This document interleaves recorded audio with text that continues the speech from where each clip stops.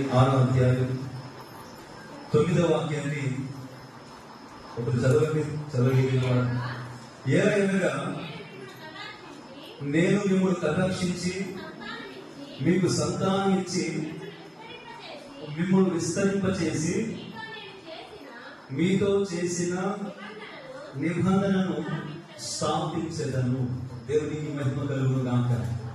కనుక మన పితరులతో ప్రభు వాగ్దానం చేస్తూ ఉన్నారు, నేను మిమ్మల్ని కటాక్షించి, నేను మిమ్మల్ని కరుణించి, మీ ఎడల కృప చూపి, మీకు సంతానం ఇచ్చి, మిమ్మల్ని విస్తరింపచేసి, మీతో చేసిన నిబంధన నేను స్థాపిస్తానని ప్రభు అంటున్నారు.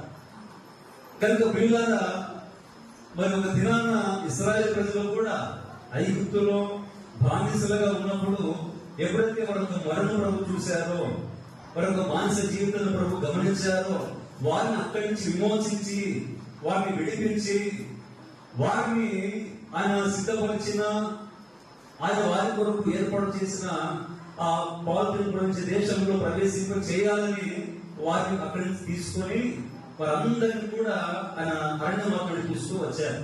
వారి కొరకు ఎన్నో అద్భుతాలు ప్రభు చేస్తూ వచ్చారు. వారి ముందు ఎర్ర సముద్రం ఉన్నప్పుడు ఆయన వారి కొరకు దాన్ని పాయలుగా చేసి ఆ విధంగా వారిని నడిపించినట్లుగా మనం వాక్య భాగంలో చూస్తా ఉన్నాం. ఈ రాత్రి మరి దేవునికి వచ్చిన మీతో ప్రభు సెలవిస్తూ ఉన్నారు, ఆయన మిమ్మల్ని అందరినీ కూడా విస్తరింప చేయుదురుగాక, విస్తరింప చేయుదురుగాక, మీ కుటుంబాన్ని విస్తరింప చేయుదురుగాక, ఈ సంతతిని విస్తరింప చేయుదురుగాక, ఈ పరిచయాన్ని ప్రభు విస్తరింప చేయుదురుగాక, సంఘమును విస్తరింప చేయుదురుగాక, సేవకులను ప్రభు విస్తరింప చేయుదురుగాక. అనగా విస్తరించుట. మరి యాకోబు వచ్చినప్పుడు లాభాన్ జీవితంలో అతని కుటుంబం ఉన్నది అల్పమే కొద్దిగా.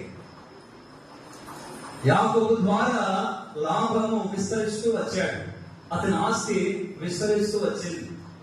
కనుక ప్రియులారా, మరి మనము కూడా మనమున్న సంఘమైన, మనమున్న మన ఇల్లైనా, మనమున్న వ్యాపారమైనా, మనమున్న చేతి పనైనా, మనం చేస్తున్న ఉద్యోగమైనా, ఎక్కడైనా కూడా దేవుని పిల్లల ద్వారా ఆ పని, ఆ కార్యము విస్తరించాలి. అందుకే మన పితృడిన అభావం గురించి మనం బైబిల్ చూడగలుగుతాము. ఎబ్రీ పత్రికలు చూస్తారు మీరు, 6వ అధ్యాయం, ఎబ్రీ పత్రిక 6వ అధ్యాయం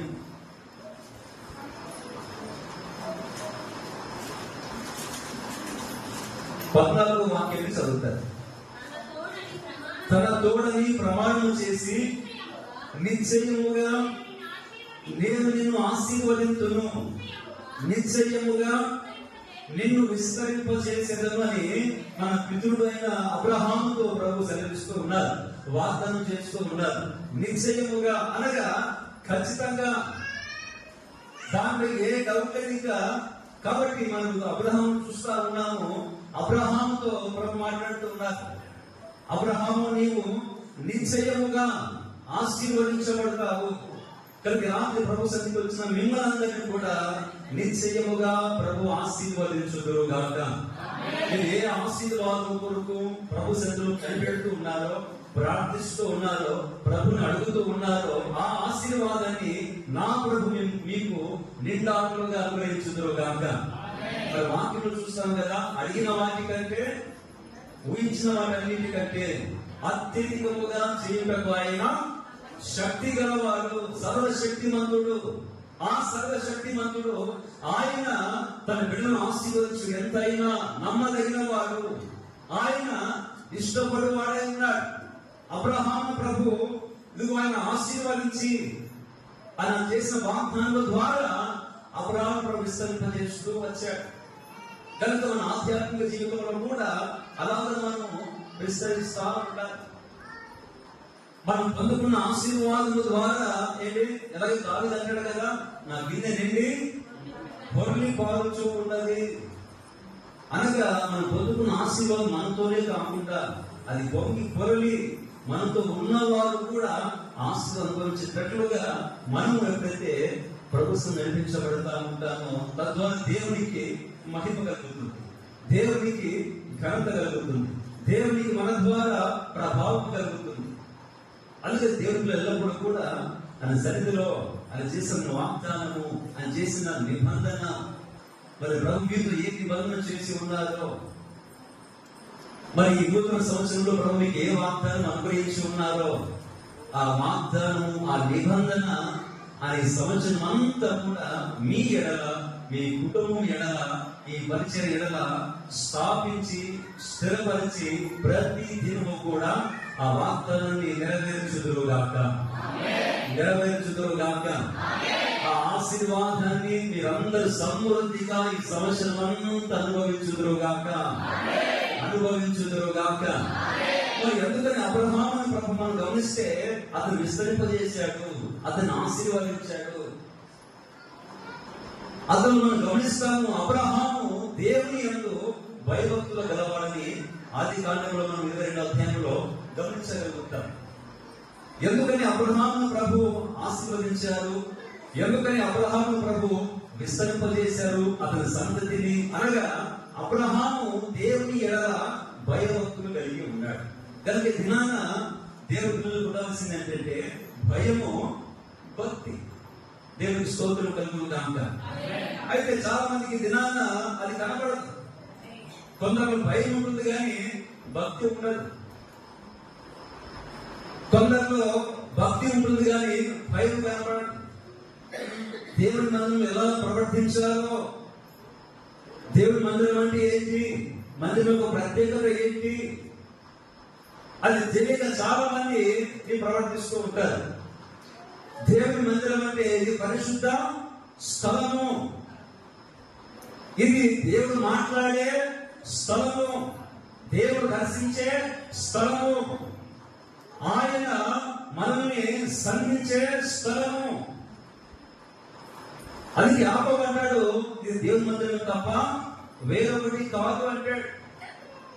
మరి అబ్రహాము దేవుని యందు సంపూర్ణంగా భయభక్తులు కలిగి ఉన్నాడు కాబట్టి అతన్ని ప్రభు ఆశీర్వదించి విస్తరింపజేసినట్లుగా మనము ఆది కాండంలో ఏంటి అబ్రహాము గురించి మనము చదువుతా ఉన్నాం, వింటూ ఉన్నాం, ఆయన మనము వెంబడిస్తూ ఉన్నాం. అబ్రహాము విశ్వాసులకు తండ్రిగా ఉన్నాడు. విశ్వాసము ద్వారా అబ్రహాము ఆశీర్వదించబడుతూ వచ్చాడు. విశ్వాసము ద్వారా దేవుని సన్నిధిలో కనపెడుతూ వచ్చాడు. ఓపికతో ఆయన ఇచ్చిన నిబంధన, ఆయన చేసిన వాగ్దానం కొరకు దేవుని మందిరములో అబ్రహాం తన జీవితం అంతా కూడా ఏ చోటకి వెళతా ఉన్నా కూడా బలిపీఠం కట్టేవాడిగా ఉన్నాడు. అబ్రహాము దేవుని సన్నిధి ఎల్లప్పుడూ కూడా భయభక్తులు కలిగి నడిపించబడుతూ వచ్చాడు. చూస్తారు మీరు ఆ వాక్యం ఒకసారి ఆది కాండంలో 22వ అధ్యాయం 12వ వాక్యాన్ని చదువుతారు. 22వ అధ్యాయం 12వ వాక్యం. అప్పుడు ఆయన ఆ చిన్నవాని మీద వేయకుము, అతని లేవియు చేయకుము, నీ ఒక్కడై ఉన్న నీ కుమారుని నాకియా వినదీయలేదు కనుక నీవు దేవునికి భయపడవాడమని ఇందువలన నాకు కనపడతా ఉంది. ఎవరికి? దేవునికి కనపడతా ఉంది. ఎందువలన? అబ్రహాము కార్యరూపముగా అక్కడ తెలియపరుస్తూ ఉన్నాడు. ఎక్కడ దేవుడు తనకిచ్చిన ప్రియ కుమారుని తీసుకొని వచ్చి ఇస్సాకుని ఆ మోరియా పర్వతం మీద బలి అర్పించమన్నప్పుడు ఏమాత్రం కూడా అబ్రహాము సందేహించకుండా, ఏమాత్రం కూడా కూడా దేవుడు అని ఆ శిలువ చూసిన పెట్టినకి ఏమొచ్చింది? భక్తి వచ్చింది. మరి భయం ఉందంటే భయం లేదు. ఇంకా కొంతమంది ఇంకా వెళ్తా ఉంటారు, పొద్దున్నే పనులు వెళ్తా ఉంటారు, అక్కడి నుంచి నోట్లో పెట్టుకుని వస్తూ ఉంటారు, సిగరెట్ పెట్టుకుని వస్తూ ఉంటారు. మందు ముందుకు వచ్చిన వెంటనే దాన్ని కిందేసి పడేసి వాళ్ళు నలిపి ఎప్పుడు వేసుకొని ఆ సిలువ చూసి వెళ్ళిపోతారు. అంటే వాళ్ళకి ఏముంది? దేవుడు సిలువ చూసిన వెంటనే ఏమొస్తా ఉంది? యేసుప్రభు గుర్తొస్తా ఉన్నాడు, దేవుడు గుర్తొస్తా ఉన్నాడు. అలా దాంట్లో వెంటనే వాళ్ళు ఏమవుతుంది? వాళ్ళు ఇంకోటి తీసి నోట్లో పెట్టుకో. అది ఒక గుంపు. మరొక గుంపు ఉంటుంది. ఏ గుంపు అంటే దేవుడు అంటే భయం ఉంటుంది కానీ భక్తి ఉండదు. వీళ్ళు ఎలాంటి వాళ్ళంటే ఏదో ఆదివారం చర్చికి వెళ్ళకపోతే ఆ వారం అంతా కలిసి రాదేమో, ఆ వారం ఏమో జరిగిద్దేమో అని అలా భయపడి మందిరం వచ్చేవారు కొంతమంది ఉంటారు. అంటే భక్తికి వచ్చేవారు కాదు. అంటే మా పరిచయం కొంతమంది చూస్తూ ఉంటారు అలాంటి వారిని. కనుక దేవుడి మందిరంలో మనం ఎప్పుడైతే భయభక్తులు కలిగి మనం వస్తామో ఏంటి ఆ భయభక్తుల ద్వారా ఏమవుతుందంటే నీకు దేవుడి మందిరంలో త్యాగపూరితముగా జీవించగలుగుతారు. దేవుడి కొరకు ఏం చేయడానికైనా సిద్ధపడతారు. ఆ సిద్ధపడిన అబ్రహాము చూస్తా ఉన్నారు. మీరు అదే వాక్యం చూస్తే 22వ అధ్యాయం 17వ వాక్యం చదువుతారు. మీరు 17వ వాక్యం. ఎప్పుడైతే భయభక్తులు కలిగి నడిపించమని అబ్రహాముతో ప్రభు సెలవిస్తున్నారు, నేను నిన్ను ఆశీర్వదించి నక్షత్రం వలెను సముద్ర తీరమందలి ఇస్రాయేలును నీ సంతానము నిశ్చయముగా విస్తరింపజేసేదను. దేవునికి స్తోత్రము కలుగును గాక. చప్పటి ప్రభు నామమున. ఎప్పుడైతే అబ్రహాము తన ఒక్కగారి కుమారుని అప్పగించి ఇష్టపడ్డాడో దాంట్లో అబ్రహాము ఉన్న త్యాగాన్ని ప్రభు గుర్తుపడతా ఉన్నాడు. అతను భక్తిని గుర్తుపడతా ఉన్నాడు. అతనున్న ఆ దైవికమైన భయమును ప్రభు చూస్తూ ఉన్నాడు. అందుకని ప్రభు అంటాడు, అబ్రహాము నువ్వు నీ సంతతిని నేను విస్తరింపజేయబోతా ఉన్నా. అందుకే మనం వాక్యం చూస్తాము. మనము చిన్న వాటిని నమ్మకంగా ఉంటే ప్రభు ఏం చేస్తాడు? ఎక్కువ వాటి మీద మనల్ని అధికారిగా ఉంచుతాడు, ప్రేమిస్తాడు. చిన్న విషయంలో మనం నమ్మకంగా ఉండగలిగితే మరి సంఘంలో ఇచ్చిన పరిచర్య కావచ్చు, ప్రార్థన కావచ్చు, మరి ఎప్పుడైతే దేవుడి మందిరం విషయంలో మీరు పరిచర్య విషయంలో నమ్మకంగా చిన్న వాటి మీద మీరు నడిపించబడతా ఉంటారు, నమ్మకంగా ఉంటారో మీకు ప్రభు మిమ్ములు అధికమైన వాటి మీద నియమించి విస్తరింపచేయుదురుగాక, విస్తరింపచేయుదురుగాక, అధికముగా ఆశీర్వదించుదురుగాక. కాబట్టి మనం భయభక్తులు కలిగి నడిపించబడుతూ ఉండాలి. కనుక మనం దానియాలు గమనిస్తాము. ఎవరైనా దానియాలు ఎప్పుడైతే ఒక శాసనం వచ్చింది, ప్రతిమకు నమస్కారం చేయాలి, దేశమంతా కూడా ఆ ప్రతిమకు నమస్కారం చేస్తా ఉంది. ఈ దానియాలు మాత్రం నేను ఆ పని చేయాలి. మీరు తీసుకెళ్లిపోయి సింహాలు గుహలు వేస్తారు, అయినా పర్లేదు, నేను పరిశుద్ధంగా జీవించే వ్యక్తిని, నేను ప్రభు నమ్ముకున్న వ్యక్తిని, నేను దేవుని యందు భయభక్తులు గలవాడని అని దానియేలు ఎలాగైతే ముమ్మారుగా ప్రార్థన చేసే అనుభవం కలిగి ఉన్నాడో, ఒక దినాన పెద్ద శ్రమ వచ్చింది, పెద్ద కష్టం వచ్చింది, పెద్ద మరి భయంకర పరిస్థితుల మధ్యలో దాన్ని నడిపించబడతా ఉన్నాడు. కారణం ఏంటంటే ఇంకా రేపు మాపో ఒప్పుకోకపోతే, ప్రతిమకు నమస్కారం చేయకపోతే తీసుకెళ్లిపోయి అతన్ని సింహం బోన్లో వేస్తారు. మరి ఎప్పుడైతే సింహం బోన్లో వేస్తారో మరి సింహాలు ఊరిగా ఉంటాయా? అమాంతరం దూరం చేసి అలా నీకేస్తాయి అంతే. ఇప్పుడు మన తలక ఎంత ఉన్నాయి? ఇంత ఉన్నాయి. హల్లెలూయా. ఎంత మన తలకాయ ఇంతేనా? ఇంతే. సింహం ఎందుకు తెలుసా మీకు? నేను తిరుపతిలో ఉన్నప్పుడు మన చర్చికి జూ పార్క్కి 10 కిలోమీటర్లు ఇంచుమించుగా. ఈ టైం అయితే అక్కడ గర్జిస్తే సింహము ఇక్కడ నిలబడుతుంది. 10 కిలోమీటర్లు 10 కిలోమీటర్లు. మరి అదే ఆ సింహం దగ్గర ఉన్నారనుకోండి, ఏమవుతుంది? ఉంటే బ్రహ్మని వెళ్ళిపోతుంది అంతే. తన గర్జనకే మనిషి వెళ్ళిపోతాడు. మరి అక్కడ చూస్తే ఒక సింహం, అనేక సింహాలు అక్కడ ఉన్నాయి. దానిని వేసిన వెంటనే వాళ్ళు అనుకున్నారు ఇంకా వెంటనే దానిని ఎముకలు కూడా ఉంచుకుంటా పూర్తిగా తినేసి అనుకున్నారు. పొద్దున్నే రాత్రి వచ్చి అంటాడు, దానియేలు, ఏ దానియేలు?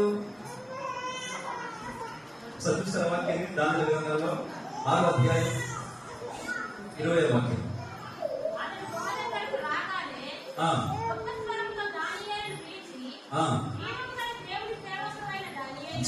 కలిగిన దేవుని సేవకుడు అయిన అనగా దేవుని బిడ్డమైన దానియేలు అతడు ప్రవక్త, అతడు ప్రార్థన చేయువాడు. చాలా రెండోది మనం అబ్రహాములో చూస్తాము. ఎందుకు అబ్రహాము విస్తరించబడ్డాడు, ఆశ్రయించబడి ఉన్నాడంటే అబ్రహాము ప్రార్థన చేసేవాడు. హల్లెలూయా, హల్లెలూయా. కనుక ఉన్న సంభవం ఏంటంటే ప్రార్థన. మరి ఎవరైతే ప్రార్థన ఉంటుందో, ఎవరైతే ప్రార్థన చేస్తూ ఉంటారో ఆ ప్రార్థన చేసే వారిని రాత్రి ప్రభు ఆశీర్వదించి విస్తరింపజేస్తాడు. కనుక ప్రార్థన అనేది మనకి చాలా ప్రాముఖ్యమైనది. ప్రార్థన మనకి భూమి వలె ఉండాలని ఎంతో గొప్ప సేవకులు చెప్పకనే చెప్తూ ఉన్నారు. కనుక యేసు ప్రభు మనకి మాదిరిగా ఉన్నాడు. కనుక మనము ఎంతో మంది మాదిరిగా తీసుకోవచ్చు. కొన్ని ఉన్నారు, నాకు మాదిరి ఎవరంటే మరి దేవనంద దైవజనులు మా ఆత్మీయ తండ్రి ఏసన్న గారు. ఏసన్న తెలుసా మీకు? హల్లెలూయా. ఏసన్న గారు గుర్తులేదు. ఏసన్న గుర్తులేదు అసలు. హల్లెలూయా, హల్లెలూయా. అంటే సేవ పరంగా ఆయన మాదిరిగా చూసుకొని నిజంగా నేను ఆయన చూసి ఆయనలాగా సేవ చేయాలి. ఆయన బళ్ళాలకు వచ్చాడు. ఎప్పుడైతే ఆయన వాక్యాన్ని విన్నాను, తర్వాత గోరంటి గుంటూరుకి వెళ్ళాను గుడాల పండుగకి. ఆ గుడాల పండుగలో ఆయన ఆరాధన చేస్తూ ఉన్నప్పుడు మరి దర్శించబడ్డాను, మారుమూసి పొందాను, పరిశుద్ధాత్మ అభిషేకం పొందుకున్నాను. ఆయనను గురిగా పెట్టుకుని ఇలాగ ఇదిన ఆ సేవలో కొనసాగుతూ ఉన్నా మంచిది. అయితే మనకు ప్రాముఖ్యంగా మాదిరి ఎవరు అంటే బైబిల్లో యేసు ప్రభు మనకి చక్కని మాదిరి. హల్లెలూయా. ఎవరు మనకి మాదిరి? యేసు ప్రభు మాదిరి మనకి. ఎందుకంటే మనుషులు అనుకోండి, వారు ఎంత భక్తులైనా, ఎంత ఆత్మీయులైనా, ఎంత గొప్ప విశ్వాసులైనా, ఎంత గొప్ప సేవకులైనా, వారిలో ఒక దినాన్ని ఏదో తప్పు మనకు కనబడినప్పుడు